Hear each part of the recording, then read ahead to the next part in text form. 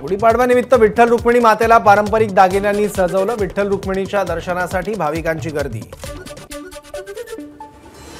गुढीपाडव्यानिमित्त हिंगोलीच्या औंढा नागनाथ मंदिरात अलंकार महापूजा। ज्योतिर्लिंगाला विविध आभूषणांनी सजावट। नागनाथाचं मनमोहक रूप पाहण्यासाठी नागरिकांची गर्दी।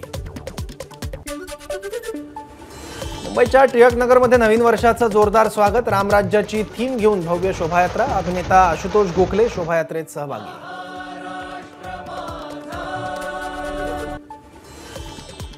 जळगाव जिल्ह्यातील जामनेर तालुक्याला चक्रीवादळाचा तडाखा। शेकडो घरांसह शेती पिकांचं मोठं नुकसान।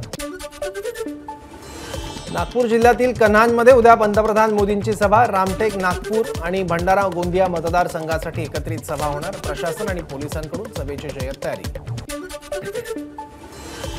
ईव्हीएम आणि व्हीव्हीपॅट बाबत दाखल करण्यात आलेल्या याचिकेवर 16 एप्रिलला सर्वोच्च न्यायालयात सुनावणी। ईव्हीएम मशीनमधील मतं आणि व्हीव्हीपॅटमधील सर्व मतं मोजली जावी यासाठी दाखल केली होती याचिका।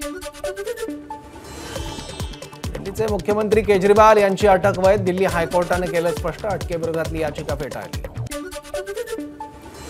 मुख्य निवडणूक आयुक्त राजीव कुमार यांना झेड+ सुरक्षा। सार्वत्रिक निवडणुकांचा कार्यक्रम संपेपर्यंत सुरक्षा प्रदान केली जाणार असल्याची माहिती।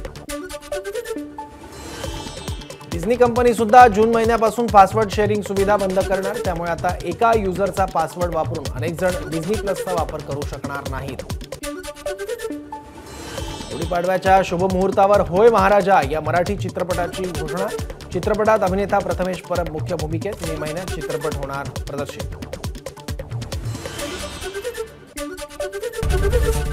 एबीपी माझा, उघडा डोळे बघा नीट।